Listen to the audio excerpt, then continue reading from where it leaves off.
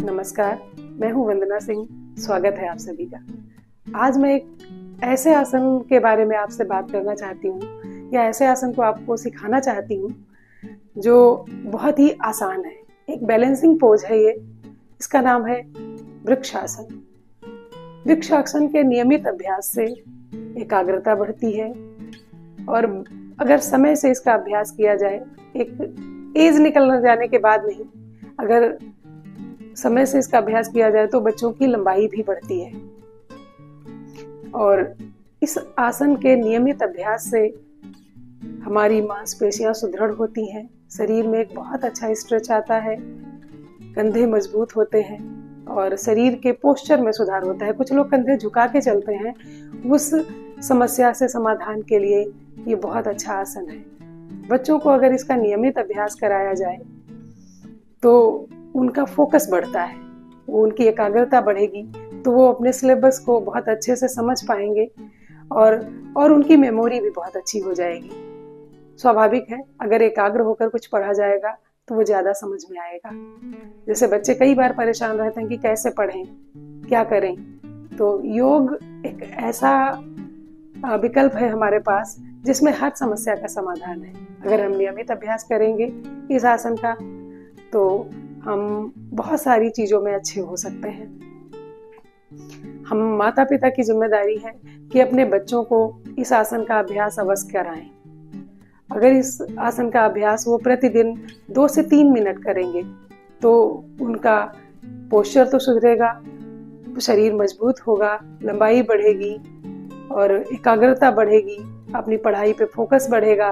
तो इसका एक बहुत अच्छा परिणाम ये होगा कि वो अपनी पढ़ाई में बहुत अच्छे से परफॉर्म कर पाएं।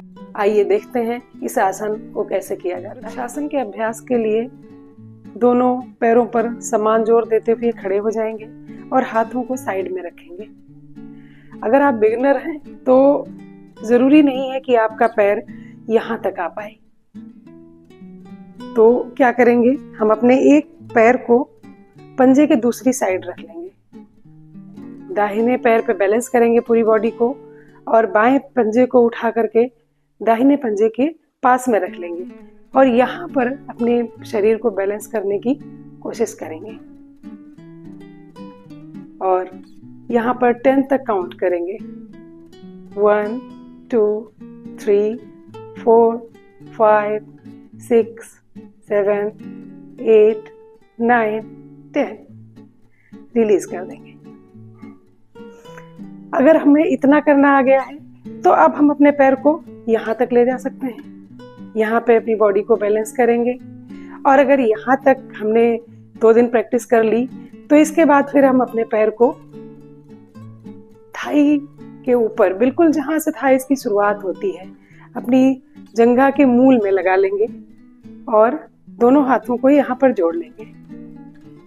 ये वृक्षासन का अभ्यास है जो बिगिनर कर सकते हैं। अगर आप इसका अभ्यास 2 से 3 दिन तक करेंगे तो फिर आप अगले अभ्यास के लिए तैयार हो जाएंगे। यहीं पे रिलीज कर देंगे। अब दूसरे पैर से हम अभ्यास करेंगे जो हमें प्रॉपर वृक्षासन करना होता है। बाएं पैर पे बैलेंस करेंगे अपने शरीर को और दाहिने पैर को उठा करके अपनी थाइस के ऊपर, बिल्कुल ऊपर, यहाँ पे एडजस्ट कर लेंगे। और जब एडजस्ट हो जाएगा तो हम अपने दोनों हाथों को सांस भरते हुए ऊपर ले जाएंगे।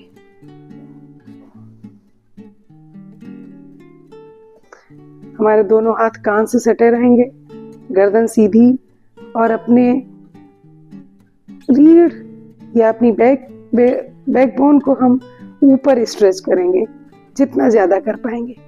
अपनी अपर बॉडी को ऊपर की तरफ स्ट्रेच करेंगे। यहाँ पर यथासंभव रुकने की कोशिश करेंगे। प्रारंभ में हम 10 सेकेंड, फिर 30 सेकेंड, और अगर कर पाते हैं तो फिर इसका अभ्यास हम 30 सेकेंड से लेकर के 3 मिनट तक कर सकते हैं। इस आसन में जब हम अपनी बॉडी को बैलेंस करते हैं तो सिर्फ हमारी बॉडी नहीं बैलेंस होती, हमारे शरीर के अंदर हमारी ऊर्जा बैलेंस होती है, और उस ऊर्जा के बैलेंस होने से, उस एकाग्रता के बढ़ने से हम जिस भी क्षेत्र में हम काम कर रहे हैं उसमें हमारी परफॉर्मेंस अच्छी हो जाएगी और हम शायद इस आसन के सारे लाभों को ले पाएंगे।